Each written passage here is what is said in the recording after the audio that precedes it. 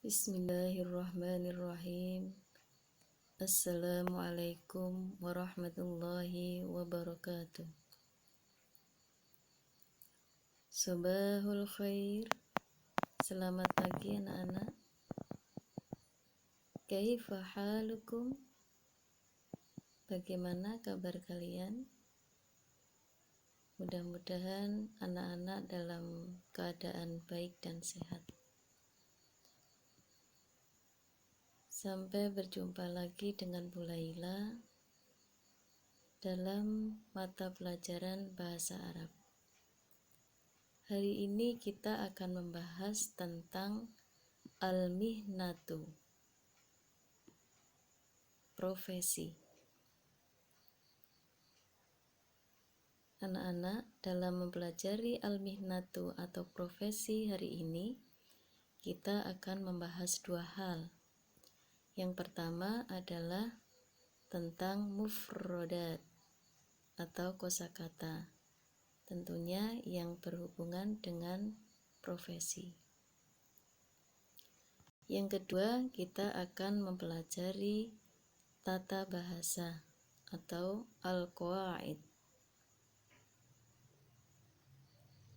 Tata bahasa yang akan kita pelajari adalah tentang dhomair atau kata ganti. Baik anak-anak, yang pertama kita akan bahas tentang mufrodat. Silakan diperhatikan tabel berikut ini.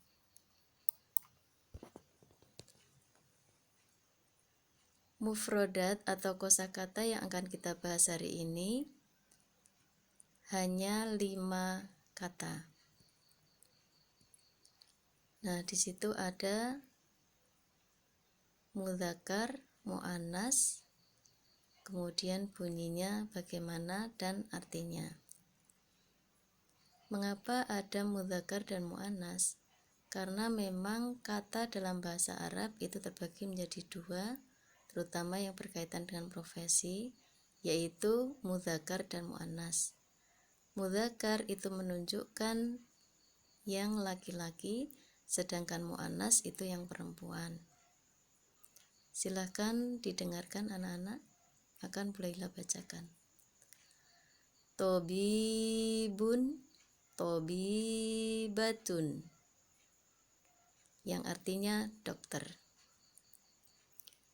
Nah, mengapa harus dibagi dua seperti itu? Supaya bisa menjelaskan kalau profesi laki-laki dan yang mana profesi perempuan.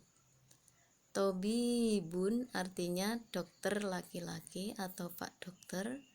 Kemudian tobibatun itu artinya Bu Dokter atau dokter perempuan.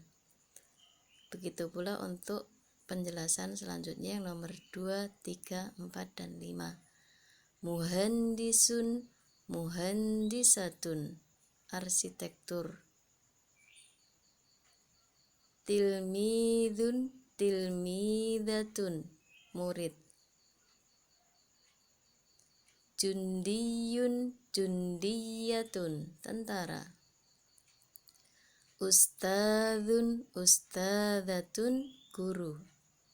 Jadi sekali lagi ada ustadzun mudzakkar artinya Pak Guru, kemudian ada muannas ustadzatun artinya Bu Guru. Nah anak-anak, ini untuk latihan membaca atau membunyikan lafal-lafal Arab atau kosakata Arab.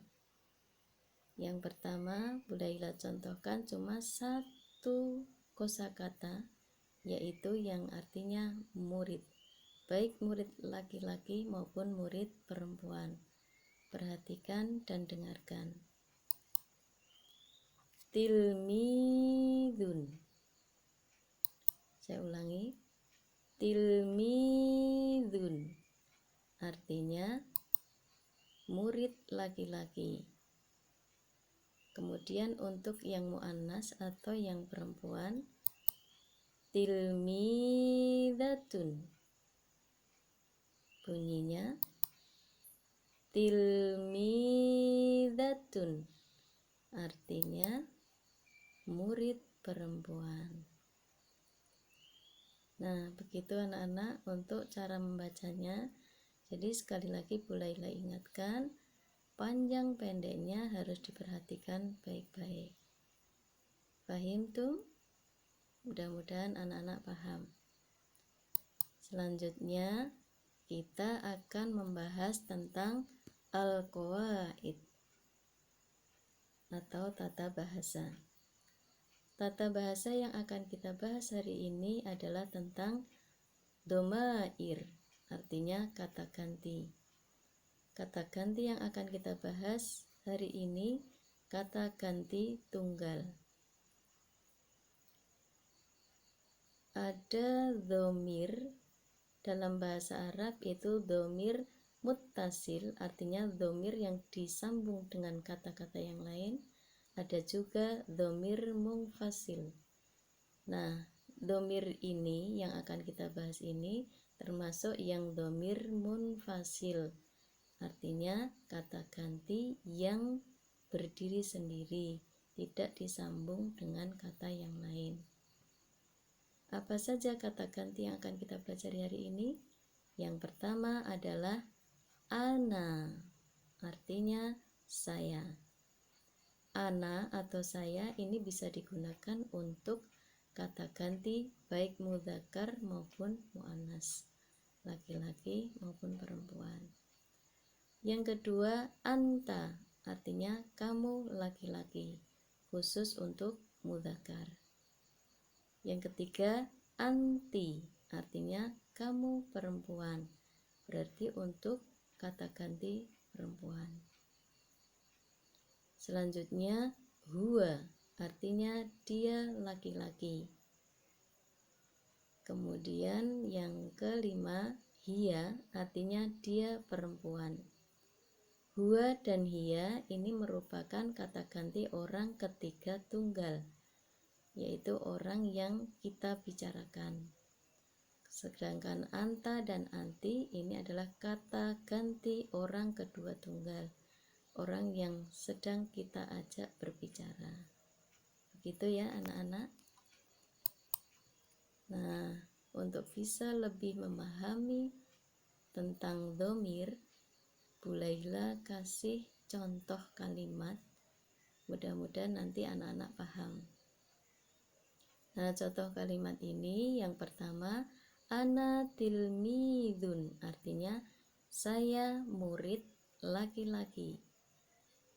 Atau ana tilmidatun, saya murid perempuan. Mengapa ini bisa tilmidun dan tilmidatun? Karena ana tadi bisa digunakan untuk mudzakkar atau laki-laki dan untuk muannas atau perempuan. Selanjutnya anta tilmidun, anti tilmidatun. Anti tadi kan perempuan. Kemudian kosakatanya adalah tilmidatun. Untuk perempuan biasanya diakhiri dengan ta marfuthah, huruf yang terakhir yang bulat kemudian ada titik 2 di atas itu. Berikutnya huwa tilmidun, dia murid laki-laki. Yang terakhir hiya tilmidatun, dia murid perempuan.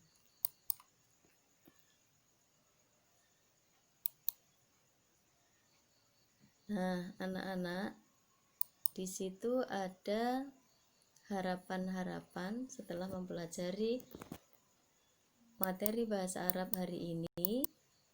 Tadi Bu Laila sudah jelaskan tentang dhamir munfasil dan dhamir muttasil. Sedangkan dhamir munfasil adalah dhamir yang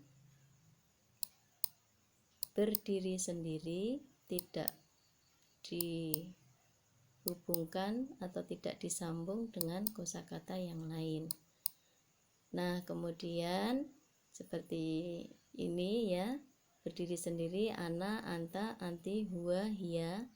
Kemudian ini contohnya seperti ini. Kalau akan kita terapkan dalam kalimat